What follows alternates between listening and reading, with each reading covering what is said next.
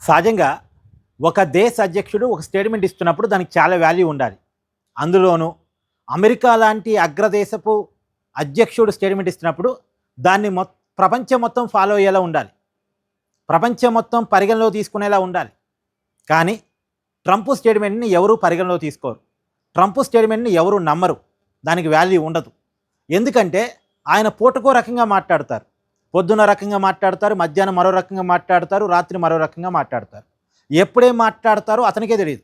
ఒక స్టేట్మెంట్కి మరొక స్టేట్మెంట్కి సంబంధం ఉండదు. ఇది ట్రంప్కున్న తీరు. దానివల్ల ఆయన స్టేట్మెంట్కి పెద్ద వాల్యూ ఉండదు.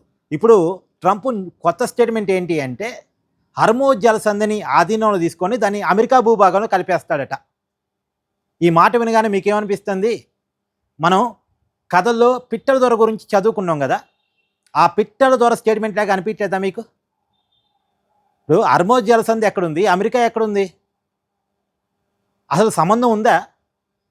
ఇప్పుడు ఇరాన్ మీద అమెరికా యుద్ధం ఎలా చేస్తుంది? తన పక్క దేశం కాకపోవటం వల్ల డైరెక్ట్గా యుద్ధం చేసుకునే అవకాశం లేక గల్ఫ్ దేశాల్లో స్థావరాలు పెట్టుకొని గల్ఫ్ దేశాల నుంచి ఇరాన్ మీద యుద్ధం చేస్తుంది అమెరికా. అలాంటిది ఇరాన్ పక్కనే ఉన్నటువంటి హర్మోజ్ జలసంధిని అమెరికాలో ఎక్కడ కలుపుకుంటారండి? సాధ్యం అది? అమెరికా భూభాగానికి హర్మోజ్ జలసంధికి సంబంధం లేదు. అది ఎక్కడో ఉంది, ఇది ఎక్కడో ఉంది. అలాంటిది దీన్ని చేసిపోయి అమెరికా భూభాగంలో ఎట్ట కలిపేస్తాడు ట్రంప్? ఏదో మన పురాణాల్లో హనుమంతుడి కనుక కొండని ఎత్తుకొని వచ్చినట్టు ఇప్పుడు ట్రంప్ హర్మోజ్ జలసంధిని చేత్తో ఎత్తుకొని పోయి అమెరికా భూభాగంలో కలిపేస్తాడా? లేదు, హర్మోజ్ జలసంధిని ఉన్న చోటే ఉంచి అమెరికా సైనికుల చేత పహారా గాపిస్తాడు. అది కూడా సాధ్యం కాదు. అది కూడా సాధ్యం కాదు. ఎందుకంటే హర్మోజ్ జలసంధిని పక్కన పెడితే అసలు ఇరాన్ని ఆక్రమణ చేసుకోవాలని ట్రంప్ ఎన్ని నెలలుగా ప్రయత్నం చేస్తున్నాడు. సాధ్యమవుతుందా? మామూలుగా అమెరికా ఇజ్రాయెల్ వేసుకున్న ప్లాన్ ఏంటంటే ఖమేనీని చంపేస్తే వారం రోజుల్లో ఇరాన్ వాళ్ళ చేతిలోకి వస్తుందనుకున్నారు.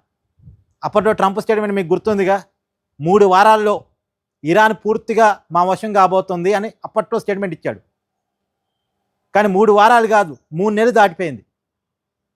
ఎక్కడ? ఇప్పటివరకు ఇరాన్ అమెరికా ఆధీనంలోకి రాలేదుగా. మామూలుగా ఇరాన్ని ఆధీనంలో తీసుకొని ఇరాన్లో తమ అనుకూల ప్రభుత్వాన్ని పెడదామని అమెరికా అనుకుంది, కానీ సాధ్యం కాలేదుగా. ఇరాన్లో ఇరానీల ప్రభుత్వమే ఉంది. ఇప్పటికీ అమెరికా మీద వాళ్ళు ఫైట్ చేస్తూనే ఉన్నారు. వాళ్ళు ఎక్కడా తగ్గేటట్టు లేరు. పైగా అమెరికానే తగ్గుతుంది, ఇప్పుడు కొద్దిగా తగ్గుతున్నట్టు కనిపిస్తుంది. ఎందుకు? ప్రపంచం నుంచి వచ్చే విమర్శల వల్ల.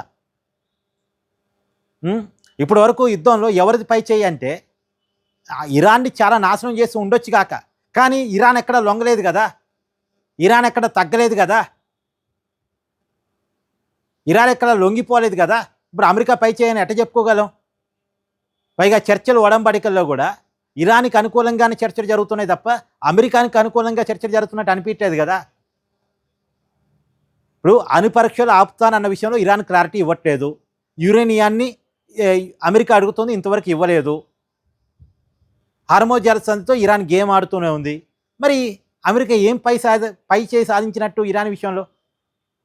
అంటే ఇన్ని నెలల యుద్ధంలో పై చేయి సాధించకపోగా ఇప్పుడు హర్మోజ్ జలసంధిని పూర్తిగా ఆధీనంలో తీసుకొని అమెరికా భూభాగంలో కలుపుతానంటే ఇది విచిత్రం కదా. ఫస్ట్ హర్మోజ్ జలసంధిని అమెరికా తన ఆధీనంలో తీసుకోవాలంటే ఇరాన్ని పూర్తిగా లొంగ తీసుకోవాలి. అది ఎప్పుడు జరిగిద్ది? అది ఎప్పుడు జరగాలి అసలు? మరి అలాంటి పరిస్థితుల్లో రియాలిటీలో మనకు కనపట్లేదు కదా. సో అసలు ఇంకోటి ఏంటంటే హర్మోజ్ జలసంధి విషయంలో మిగతా దేశాలని అమెరికా అప్పీల్ చేసింది, మనందరం పోయి హర్మోజ్ జలసంధిని ఆక్యుపై చేసుకుందామని. ఏ దేశాలు అమెరికాతో కలిసి రాలే. చివరికి నాటో దేశాలు కూడా అమెరికాతో కలిసి రాలే. అంటే అమెరికా సంయుక్త ఆర్మీ కూటమి కూడా అమెరికాతో కలిసి రాలేదు, ట్రంప్తో కలిసి రాలేదు. ప్రాజెక్ట్ ఫ్రీడమ్ అని చెప్పేసి ఒకసారి హర్మోజ్ జలసంధిని పూర్తిగా ఆక్యుపై చేసుకోవడానికి ఏదో ఆపరేషన్ కూడా ప్రకటించాడు ట్రంప్. అప్పుడు సౌదీ అరేబియా వ్యతిరేకించడం వల్ల మళ్ళీ ఆపరేషన్ ట్రంప్ వెనక్కి తీసుకున్నాడు. ఇలా అనేక మార్లు ట్రంప్ ఫెయిల్యూర్స్ కనపడుతుంటే హర్మోజ్ జలసంధిని ఆక్యుపై చేసుకుంటాడు, తనలో కలిపేసుకుంటాడు, ఇవన్నీ పిచ్చి మాటలు. గతంలో కూడా చెప్పాడు, హర్మోజ్ జలసంధి దగ్గర ట్రంప్ ట్యాక్స్ వసూలు చేస్తా, అది హర్మోజ్ జలసంధి కాదు ట్రంప్ జలసంధి, ఇలాంటి స్టేట్మెంట్ ఇచ్చాడు. కానీ ఇప్పుడు దాని కొనసాగింపు అనుకోవచ్చు. పిచ్చి మాటలు, రియాలిటీకి దూరంగా ఉన్న మాటలు. ఏమంటారు? కామెంట్ చేయండి.